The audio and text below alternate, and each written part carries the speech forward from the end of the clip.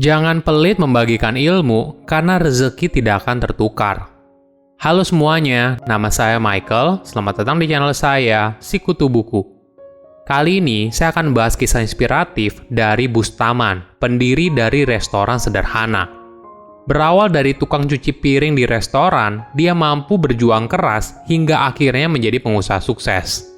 Sebelum kita mulai, buat kalian yang mau support channel ini agar terus berkarya, caranya gampang banget. Kalian cukup klik subscribe dan nyalakan loncengnya. Dukungan kalian membantu banget supaya kita bisa rutin posting dan bersama-sama belajar di channel ini. Bustaman lahir di Sumatera Barat pada tahun 1942. Dia dibesarkan di Lubuk Jantan, Lintau Buwo. Bustaman berasal dari keluarga yang sederhana. Ayahnya merupakan petani dan ibunya telah meninggal dunia saat usianya baru 6 tahun. Pendidikannya juga sangat terbatas. Bustaman hanya lulusan kelas 2 sekolah rakyat atau setara dengan sekolah dasar. Dia terpaksa tidak bisa bersekolah karena saat itu sudah tidak ada biaya untuk pendidikan. Pada umur 12 tahun, Bustaman ikut ayahnya dan memutuskan untuk meninggalkan kampung halaman demi mencari kehidupan yang lebih baik. Kota pertama yang mereka singgahi adalah Riau. Di sana, ayahnya bekerja sebagai penyadap pohon karet dan Bustaman pun ikut membantu ayahnya. Awalnya dia kira bahwa dia akan bersekolah di sana, ternyata nasib berkata lain. Pada tahun 1955, Bustaman pun pindah dari Riau ke Jambi. Di sana, dia tinggal bersama pamannya yang bekerja sebagai supir bus. Bustaman pun menjalani pekerjaan yang berbagai macam, mulai dari pedagang jagung rebus, kenek angkot, penjual rokok, pedagang asongan, hingga menjadi tukang cuci piring. Dia bersedia melakukan apa saja, yang penting bisa makan untuk bertahan hidup.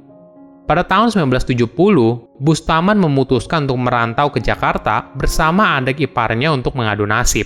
Padahal waktu itu, dia baru 2 tahun menikah dan baru dikaruniai seorang anak. Di sana, Bustaman memulainya dengan berdagang rokok dengan menggunakan gerobak di pinggir jalan daerah Matraman, Jakarta Pusat.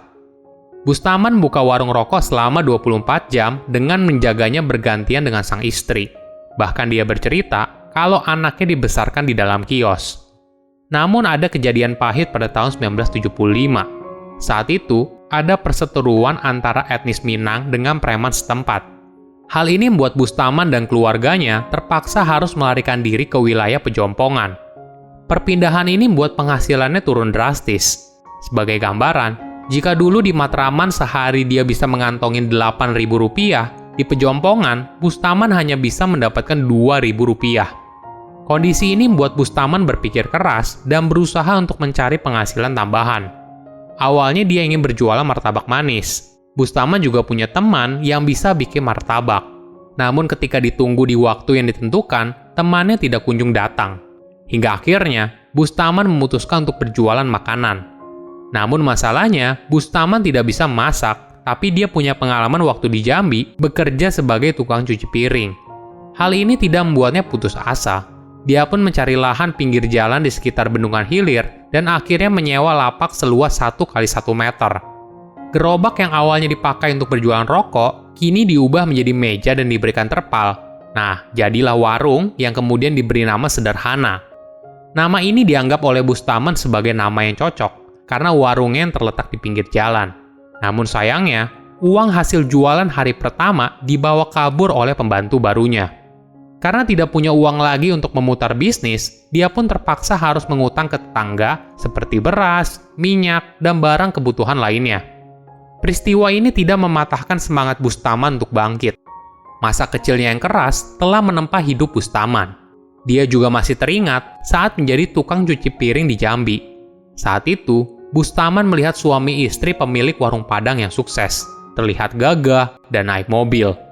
Dia pun berdoa, semoga suatu hari bisa seperti suami istri pemilik warung Padang tersebut. Ini merupakan motivasi sukses Bustaman untuk terus berjuang menjadi pemilik warung nasi Padang.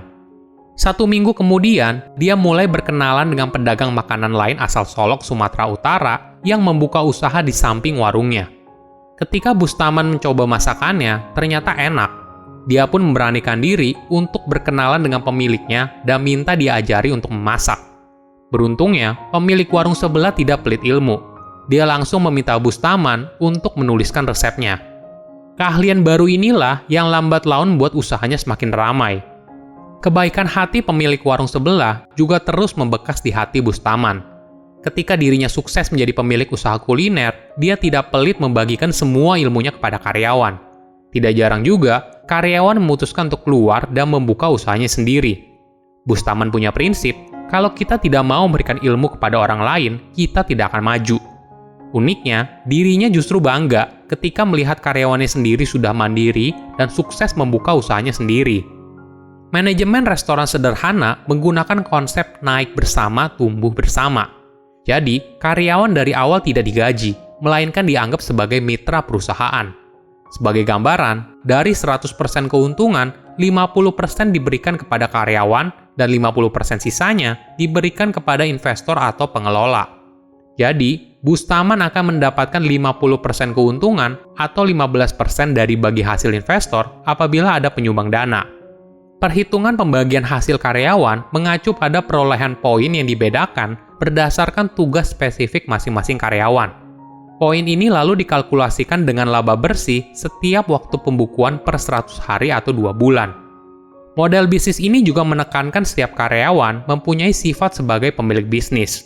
Mereka pun saling melakukan kontrol internal apabila ada karyawan lain yang berbuat curang, karena hal ini bukan hanya merugikan perusahaan, tapi juga merugikan diri mereka sendiri. Jadi, setiap karyawan juga bersemangat untuk bekerja, karena mereka bekerja bukan hanya untuk mendapatkan gaji bulanan, tapi berusaha memajukan bisnis perusahaan. Cobaan datang lagi ketika lapaknya ditertibkan oleh Satpol PP. Gerobaknya pun diangkut semua, habis tidak tersisa. Bustaman akhirnya membuka warung di tempat yang telah disediakan oleh pemerintah. Saat itu, setiap orang hanya diberikan jatah 1 lapak, padahal Bustaman membutuhkan 2 lapak. Dia pun lalu meminjam nama pamannya. Nah, lambat laun, lapak Bustaman pun semakin ramai. Namun ketika ramai, tantenya merasa memiliki lapak tersebut karena masalah hutang piutang. Saat itu, Bustaman memang meminjam uang untuk menyewa lapak tersebut, namun hutang tersebut sudah dibayar. Akhirnya dia pun mengalah dan pindah ke tempat lain. Memang rezeki tidak akan kemana. Warung tantenya pun tidak lebih laris dari warung Bustaman. Pada tahun 1997, Bustaman mematenkan nama restoran sederhana. Mungkin kamu yang pernah makan di restoran sederhana, bingung antara restoran sederhana dan restoran sederhana Bintaro. Jadi, awalnya Bustaman dan almarhum Jamilus Jamil merupakan mitra bisnis. Namun pada tahun 2004, Jamilus membuka restoran sendiri dengan nama Restoran Sederhana Bintaro. Hingga tahun 2007, usahanya telah berkembang pesat dan kemudian diwaralabakan. Hal ini yang membuat Bustaman menjadi tidak suka. Dia pun akhirnya menggugat pemakaian merek dagang sederhana dan akhirnya memenangkan gugatan tersebut pada tahun 2014. Restoran sederhana kini sudah semakin besar, bahkan sudah memiliki ratusan cabang yang tersebar hampir di seluruh Indonesia dan bahkan di luar negeri, misalnya Malaysia. Jangan pelit untuk berbagi ilmu, karena ilmu yang bermanfaat bagi orang lain akan membawa manfaat positif bagi diri kita juga.